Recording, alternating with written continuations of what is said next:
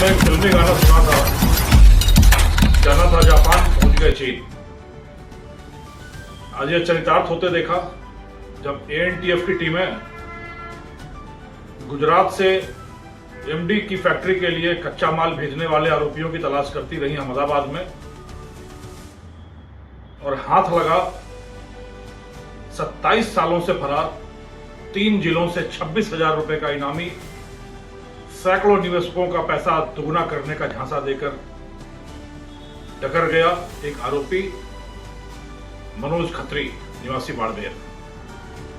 जी हां, मैं आज आपको एक कहानी सुनाने वाला हूं जो बहुत ही दिलचस्प और फिल्मी ड्रामा की तरह प्रतीत होने वाली कहानी है, ऑपरेशन घर दूषण की।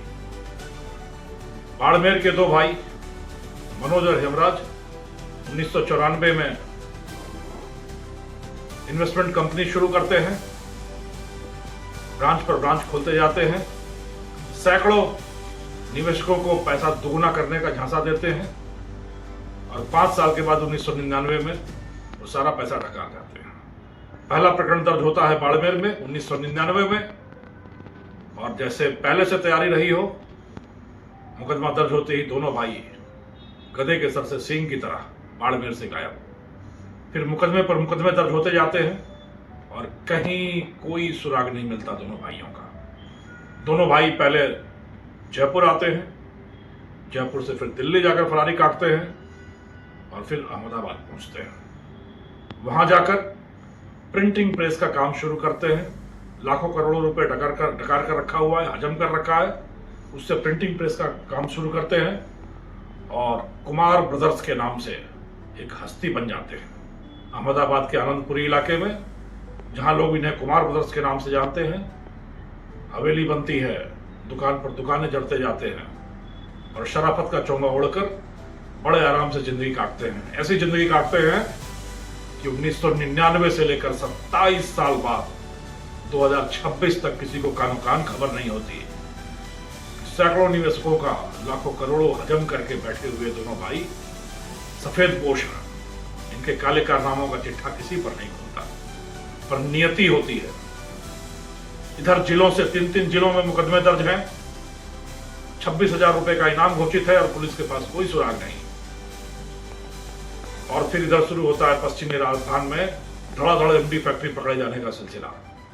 एएनटीएफ की टीमें उसकी सुराग रशी करती हैं, गहनता से तहकीकात करती हैं, तो पता चलता है कि गुजरात के अहमदाबाद के आसपास की केमिकल फैक्ट्रियों से कच्चा माल आता है और जिससे राजस्थान में एमडी बनाया जाता है।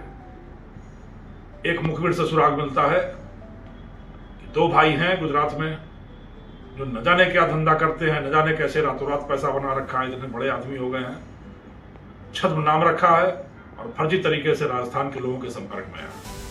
एएनटीएफ की टीम को लगता है कि हो ना हो ये वही लोग हैं जो वहां से एमडी के लिए कच्चा माल भेज रहे हैं।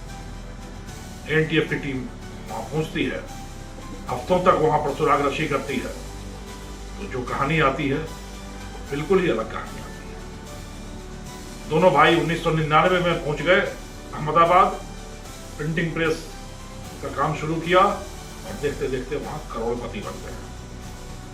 बड़े भाई हेमराज खत्री की मृत्यु हो जाती है 2021 में कोरोना से। फिर छोटा भाई मनोज खत्री पूरा व्यवसाय संभाल लेता है। कुमार ब्रदर्स के नाम से मशहूर इलाके में अपनी साख जमाए हुए। जब तहकीकात होती है तो पता चलता है नशे की आपूर्ति तो नहीं करते, पर पुराने पापी हैं, पुराने मगरमच्छ हैं।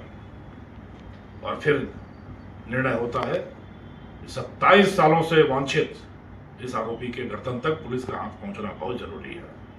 पर बेहद सजग, बेहद सतर्क यह आरोपी कभी किसी अनजान आदमी के सामने आता ही नहीं था। ऐसे में एएनटीएफ ने एक पटकथा लिखी, प्रिंटिंग प्रेस में फ्लेक्सी बैनर बनाने के ग्राहक के नाम पर पहुंचे, वहां कर्मचारियों से बहसबाजी शुरू कर दी। बात बढ़ते बढ़ते लड़ाई तक आ गई तो मालिक को उतरकर आना पड़ा। मालिक उतरकर आया, उससे भी बहस चलती रही और इसी बीच हो गई तहकीकात, फोटो का कर लिया गया मिलान।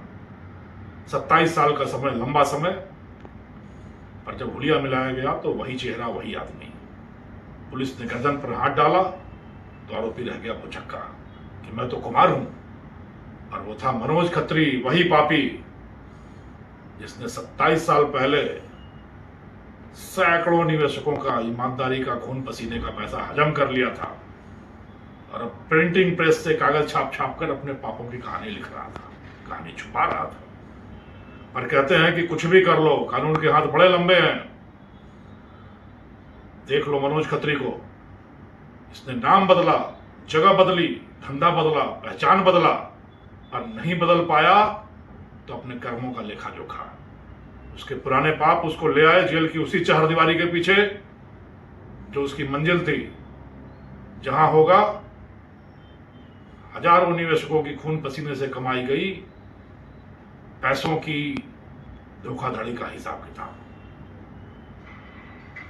पाप कभी भी छुपता नहीं, किसी न किसी बहाने से न्याय और प्रायश्चित होना ही होता है। और उसी फिल्मी पटकथा का यह नायाब उदाहरण है, जब 27 सालों तक नाम बदलकर, पहचान बदलकर, स्थान बदलकर, धंधा बदलकर, सब कुछ बदलकर अपने कर्मों का लेखा जोखा नहीं बदला जा सका।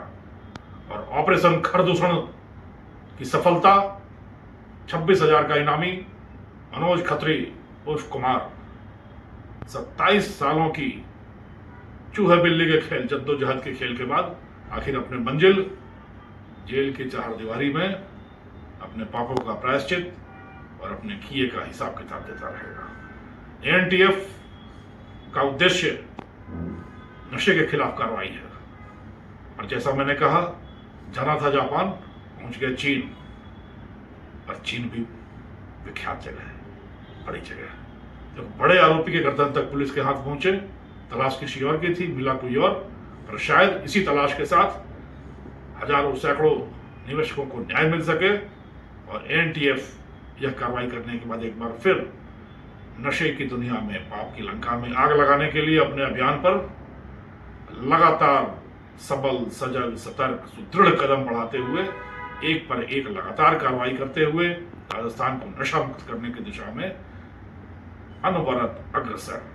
सबका आशीर्वाद, सबका साथ, सबका स्नेह, सबका सहयोग चाहिए और राजस्थान होगा नशा मुक्त राजस्थान।